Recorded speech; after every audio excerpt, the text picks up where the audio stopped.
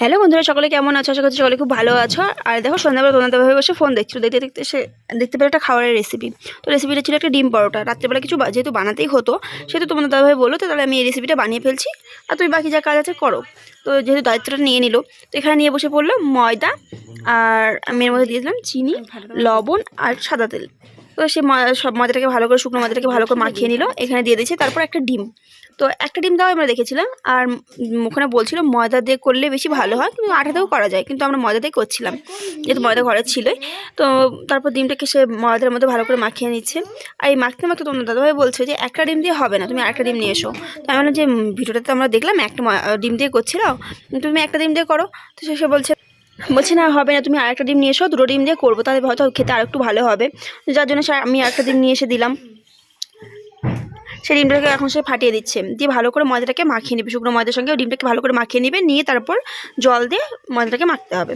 তো সব কিছু ভালোভাবে মেশানো হয়ে গেলে এখানে দিতে হবে গরম জল। তো গরম জলটা দেওয়ার আগে সে আর একবার একটু দেখে নিল যে সে ঠিকঠাকভাবে করছে কি না। তো দেখলো যে না, ঠিক আছে। তো এখন দিয়ে দেবে তার মধ্যে গরম জলটা। তো একটু একটু করে জল দিতে হবে, আর একটু করে মাখতে হবে এভাবে, আর আটার ডোটাকে একটু নরম করে মেখে নিতে হবে। ছেলে দুটো তার সামনে পড়ে গেছে জন্য ও লোকজনের সামনে হাসতে এত লজ্জা পায়। আজকে যেহেতু রান্নার দায়িত্বটা রাতের দাদাভাই নিয়েছে, তো তার জন্য আমার আজকে কোনো রান্না বান্নার কাজ নেই, যা করা তোমার দাদাভাই করবে। আর আমি এখন এই ভিডিওটা করে নিয়ে গিয়ে ছেলেকে পড়তে বসাবো। ময়দাটা প্রায় মাখা হয়ে গেছে, মাখা হয়ে গেলে কিছুক্ষণের জন্য রেস্টে রাখতে হবে, ততক্ষণ আমি ছেলেকে পড়িয়ে নিয়ে চলে আসবো। আর এই দেখো, আমি চাদর উপরে দিকে বসে আছি, কারণ কি এখানে প্রচণ্ড ঠান্ডা, আমাদের ওখানে তখন গরম বেশি হয়তো, আর এখানে খুব ঠান্ডা। আজকে একটু বৃষ্টি হয়ে গেছে, ঠান্ডাটা আরও বেশি হয়ে গেছে।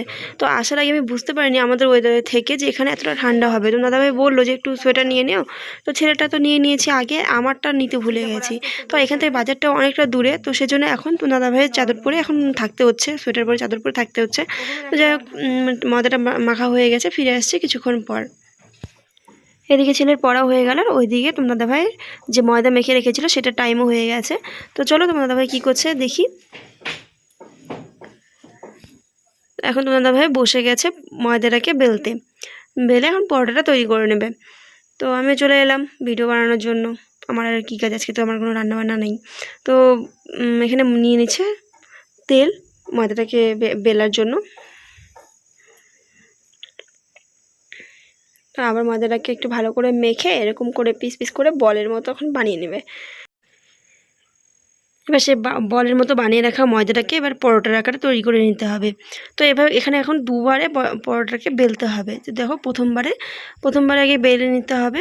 তো তোমার দাদাভাই বুঝতে পারিনি, যেহেতু প্রথমবার ট্রাই করছিল, তো ময়দাটাকে আর একটু নরম করে মাখতে হতো, একটু ময়দাটাকে একটু শক্ত হয়ে গেছিলো, যার জন্য বেলতে একটু প্রবলেম হচ্ছিলো।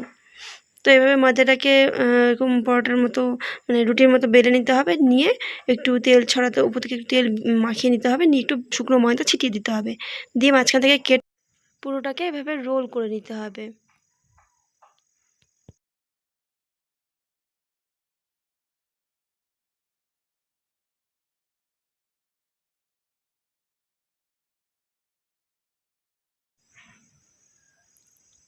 রোল করা হয়ে গেছে, এখন উপর থেকে মাথাটাকে এভাবে ভেতরে দাবিয়ে দিতে হবে, যেদিকে মোটা মাথাটা ছিল এভাবে দাবিয়ে দিতে হবে, দিয়ে এই পাশ থেকে আবার একটু দাবা দিয়ে নিচে বসিয়ে দিয়ে গোল করে নিতে হবে।